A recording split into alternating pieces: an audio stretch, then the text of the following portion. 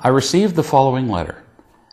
Quote, I always hoped I'd have an open and honest relationship with the man I married, but not long after I married Blake, he stopped talking to me about how he feels. He's angry a lot, and then he gets real quiet and makes only 1 or 2 word answers to my questions. When he gets like that, I ask him what's bothering him or what's wrong, but he just says nothing. When I push him about it, he just gets quieter. Sometimes he gets up and leaves the room. Before we got married, we talked about how we'd always be honest with each other, but that's not happening. And I'm really hurt. Mad, too. I feel like he's shutting me out. I'm his wife. How can he do this to me? End quote. When we don't feel loved unconditionally, when we don't have enough of the real love we require more than anything else in order to be happy, we're in constant pain. And then we naturally react by using 1 or more of the protecting behaviors: lying, attacking, acting like victims, and running.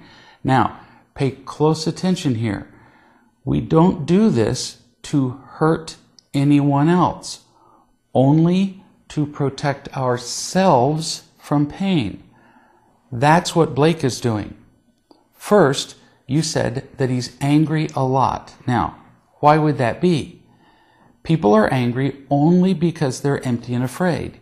He's not feeling loved, and that began long before he met you, undoubtedly early in his childhood.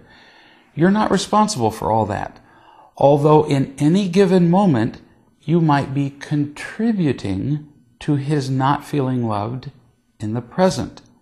For the moment, though, let's just assume that you have nothing to do with his anger in the present. Nothing. Let's just make that assumption. Let's just look at what he does when he becomes angry. He doesn't talk to you about how he feels. He's running from you emotionally, and he's lying about his feelings. There's pretty much only one reason that he would hide from you like that. He hides from you because he believes you don't love him unconditionally.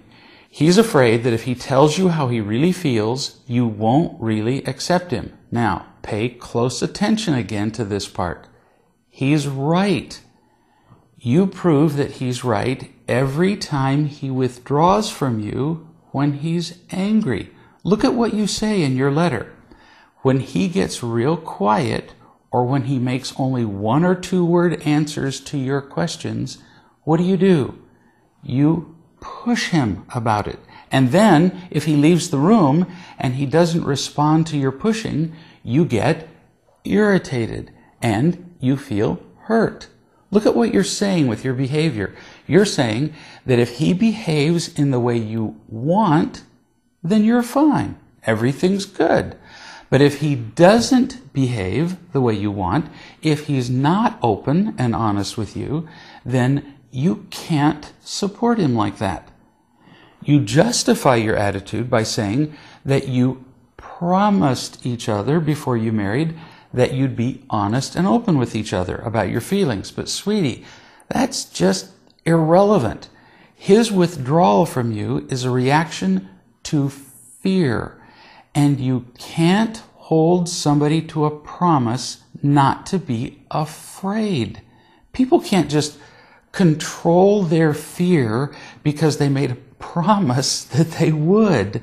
It's a cute idea, but it doesn't work like that. And we'll talk more about that in our next session.